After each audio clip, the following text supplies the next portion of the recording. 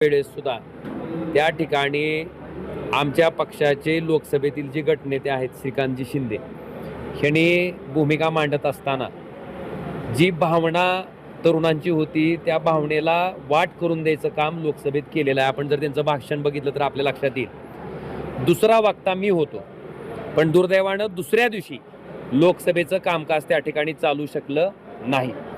त्याच्यामुळं माझी भूमिका, माझं वक्तव्य त्या ठिकाणी लोकसभेत मला देता आलं नाही. पण निश्चितपणे एक लक्षात घ्या, त्या तरुणाच्या पोटातली ती आग होती. ज्या पद्धतीनं नीट परीक्षा जेव्हा होते आणि वर्षातनं एकदाच ही परीक्षा असते आणि ही परीक्षा आपण जर बघितलं असेल तर त्या ठिकाणी MBBSचं ॲडमिशन घेण्यासाठी अतिशय महत्त्वाचे आहे. म्हणजे पूर्ण पुढचं भवितव्य ठरवणारी, आयुष्याला कलाटणी देणारी ती परीक्षा आहे. त्यामुळं अशा परीक्षेमध्ये पेपर फुटला म्हणून प्रामाणिकपणे ज्या विद्यार्थ्यांना कष्ट घेतलंय आणि ज्याला पेपर चांगला गेलाय, पण केवळ त्या ठिकाणी पेपर फुटल्यामुळं त्याला परत त्या परीक्षेला सामोरं जावं लागतंय. मला वाटतंय त्या विद्यार्थ्याची भावना प्रत्येकानं समजून घेणं गरजेचं होतं आणि ती भावना मांडायचं काम त्या ठिकाणी आपण जर बघितलं तर डॉक्टर श्रीकांतजी शिंदेने त्या ठिकाणी लोकसभेत केलंय.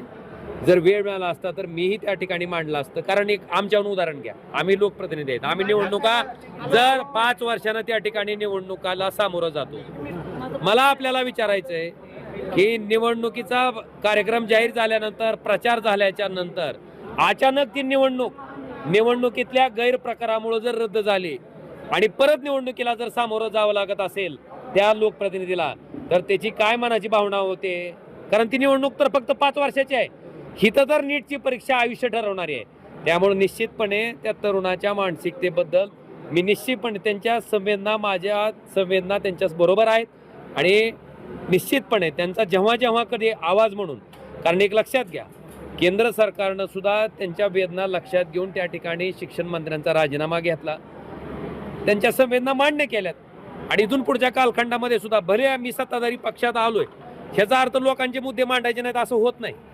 उलट सत्तेचा वापर करून लोकांचे मुद्दे मांडून ते प्रश्न सोडवण्यासाठी आज सत्ताधारी पक्षाचा प्रतिनिधी म्हणून सरकारमध्ये जे काही प्रयत्न करणं माझ्याकडनं गरजेचं आहे, अपेक्षित आहे, ते प्रयत्न मी निश्चितपणे प्रामाणिकपणे करत राहीन.